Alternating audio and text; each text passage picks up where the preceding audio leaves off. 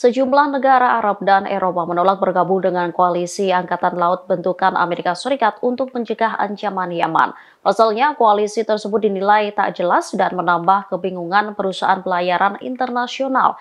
Setelah kabar itu, media Amerika Serikat menyebut jika Washington khawatir menyerang Ansarullah Yaman akibat tembakan ramah IDF di Gaza.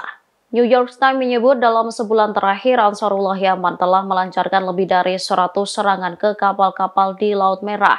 AS dan sekutunya dalam koalisi baru yang dibentuk dengan dalih melindungi kapal-kapal laut di Laut Merah mempertimbangkan untuk melancarkan serangan militer terhadap Ansarullah Yaman.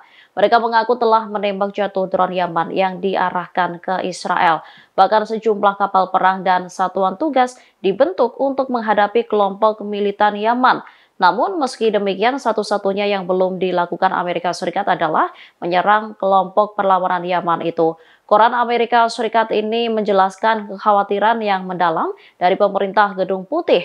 Salah satu alasan kekhawatiran itu adalah kemungkinan gagalnya kesepakatan gencatan senjata Arab Saudi dan Ansarullah Yaman yang sudah berlaku sejak 2022 meski belum formal. Pemerintah Presiden Joe Biden juga sangat khawatir jika serangan militer langsung ke Yaman dilakukan, maka perang di Gaza dapat meningkat menjadi konflik yang lebih luas di kawasan Asia Barat. Sementara pengakuan Amerika Serikat soal adanya 20 negara yang bergabung dengan koalisi di Laut Merah dibatalkan oleh sejumlah negara. Spanyol membantah klaim Pentagon yang menyebut negaranya telah bergabung dengan koalisi itu. Selain Spanyol, Perancis dan Italia, kemudian Arab Saudi dan juga Uni Emirat Arab menolak untuk bergabung.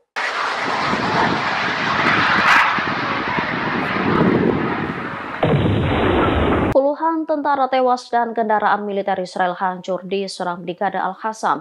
Tentara rezim Zionis itu sebagian tewas dalam sebuah terowongan yang diledakkan oleh sayap militer Hamas. Pada Minggu 24 Desember 2023, juru bicara militer Brigade Al-Qassam Abu Ubaidah mengumumkan sejumlah pencapaian pejuangnya. Disebutkan dalam 4 hari terakhir, sebanyak 35 kendaraan militer baik seluruhnya atau sebagian telah dihancurkan.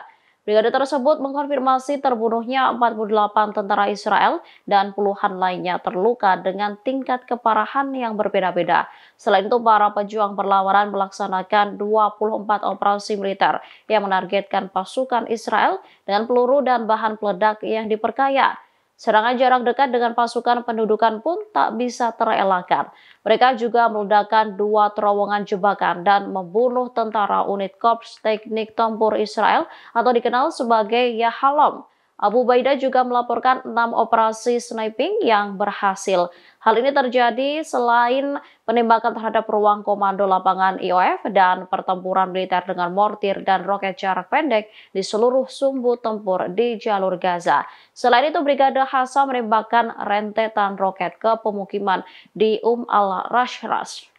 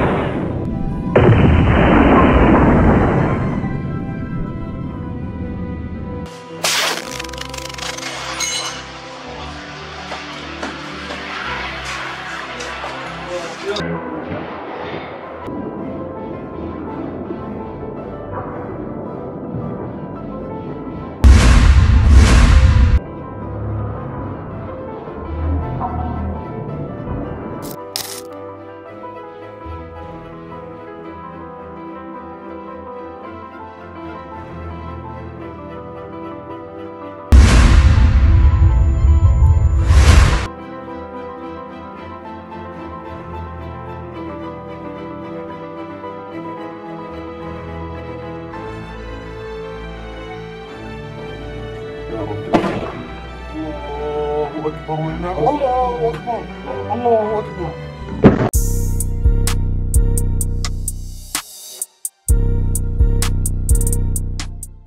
Rusia kembali mengirimkan bantuan kemanusiaan dan politik ke Gaza. Juru bicara Kementerian Luar Negeri Rusia, Maria Zakharova mengatakan, anak-anak Gaza harus dibantu dengan tindakan, bukan dengan kata-kata.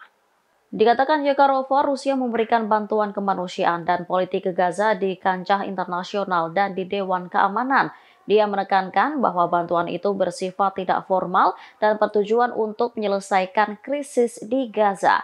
Hal senada juga diungkapkan oleh Wakil Ketua Duma Rusia, Anna Kuznetsova.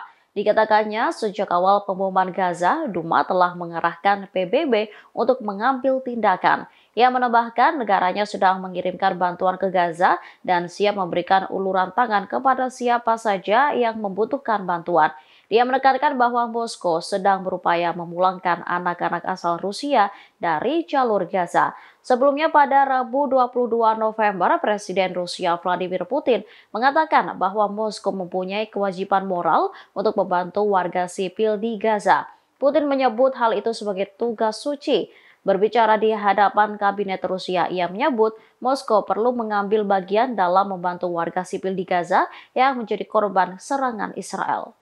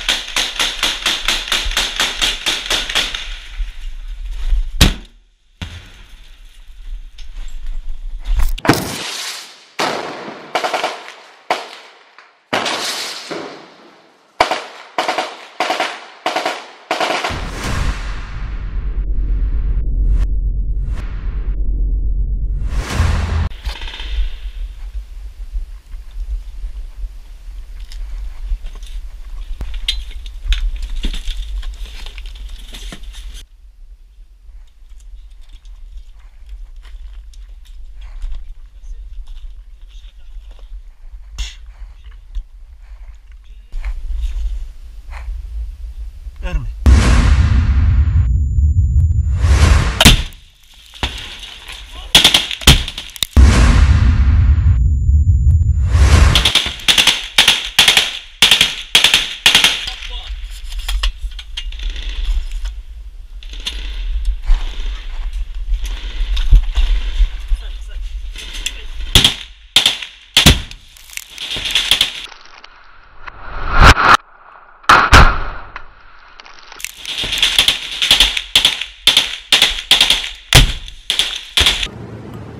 Ya.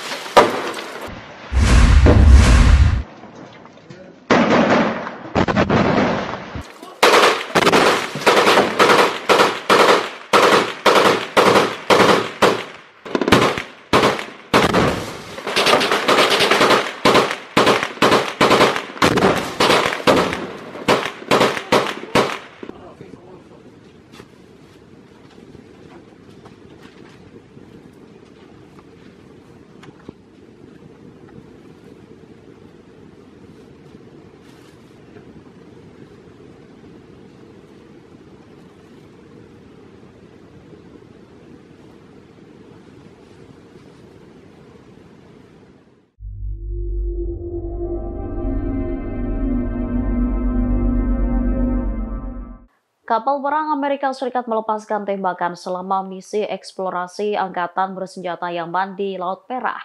Tindakan Washington tersebut langsung direspons secara tegas oleh Ansarullah. Kabar ini disampaikan oleh Ketua Delegasi Perundingan Sana Muhammad Abdul Salam. Disebutnya kapal perang Amerika secara historis melepaskan tembakan.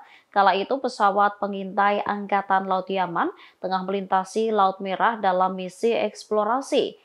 Namun, Amerika Serikat secara mendadak menembak menggunakan berbagai senjata.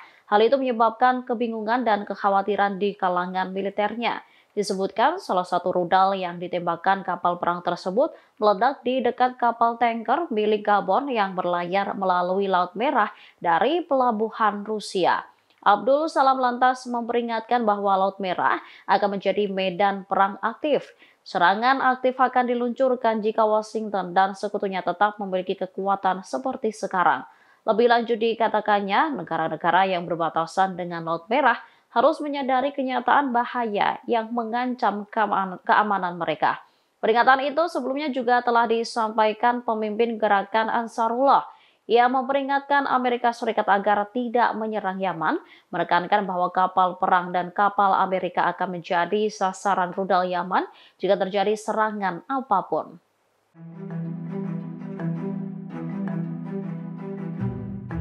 Serangan 24 jam yang dilakukan Brigade Al-Qassam di jalur Gaza menimbulkan kerugian di antara pasukan pendudukan Israel. Sebanyak 13 tentara rezim Zionis tewas dalam bentrokan tersebut.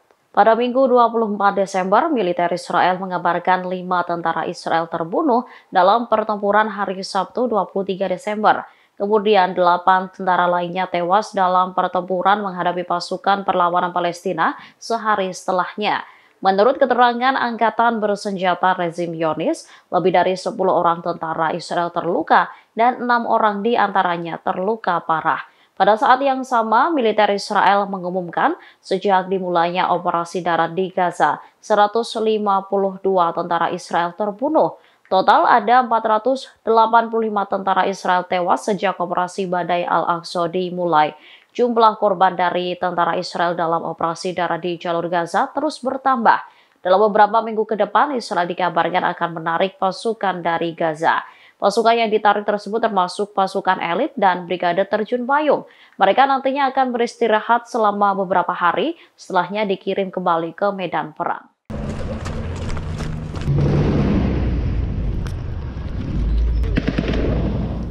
Pasukan pertahanan Israel mengumumkan serangan terhadap perlawanan di Palestina. IDF mengatakan pasukan Brigade Cadangan Yiftah melakukan penyergapan terhadap Hamas yang menyebabkan puluhan anggota musuh terbunuh. Bentrok antara pasukan pendudukan dan perlawanan Palestina itu terjadi di Gaza Selatan. IDF mengatakan pasukan melepaskan tembakan dengan cara yang menipu. Taktik itu menyebabkan puluhan pria bersenjata melarikan diri ke sebuah gedung yang digunakan sebagai pusat komando. Bangunan itu kemudian dihantam oleh jet tempur. Penembak jitu Brigade Yiftah membunuh beberapa pria bersenjata Hamas yang bersiap menyerang pasukan. Dalam video yang diunggah IDF, sniper IDF tampak menargetkan seorang pria yang membawa senjata. Tak berselang lama, pria bersenjata itu ditembak hingga tersungkur. Sementara temannya terlihat berlari menyelamatkan diri. Tak hanya IDF, Hamas juga melaporkan penembakan besar-besaran di beberapa kota di wilayah tersebut. Serangan itu menyebabkan terbunuhnya tentara Zionis dan hancurnya kendaraan militer IDF. Dilaporkan ada 13 tentara Israel yang terbunuh dalam 24 jam terakhir.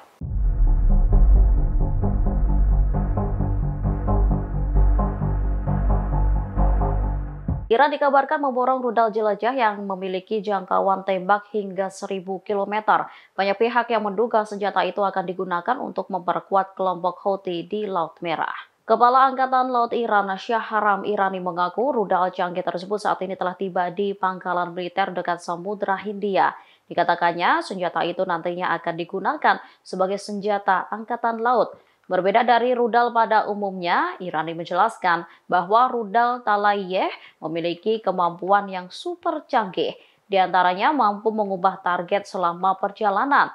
Kelebihan ini didapatkan lantaran rudal Talayeh dengan hulu ledak 130 kg ini dilengkapi dengan sistem panduan radar aktif.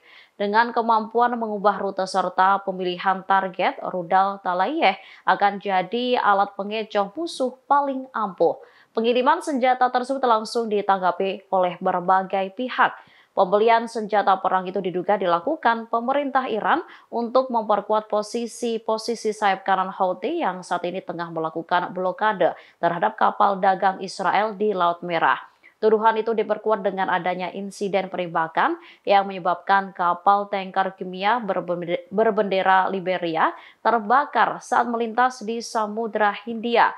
Para pejabat Amerika menilai serangan drone yang memicu kebakaran itu merupakan ulah dari milisi Houthi Yaman. Download Tribun X sekarang, menghadirkan lokal menjadi Indonesia.